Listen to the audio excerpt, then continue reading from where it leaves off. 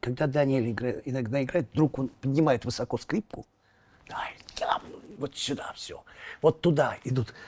Это ассоциация для меня очень четкая с кыргызскими охотниками, стрелками. И опять это тот самый стрелец.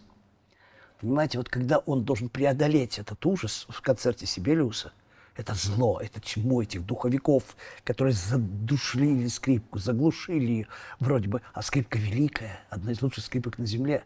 Скрипка, которая принадлежала великому скрипачу Иври Гитлису. Сегодня эстафета перешла к Даниэлю Лозаковичу. Это скрипка скрипок. Это попытка поразить зло. В данном случае. Вот. И еще один момент.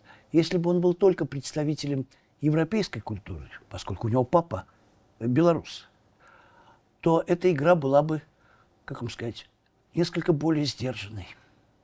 А если вы видели его игру, вот и слышали, да,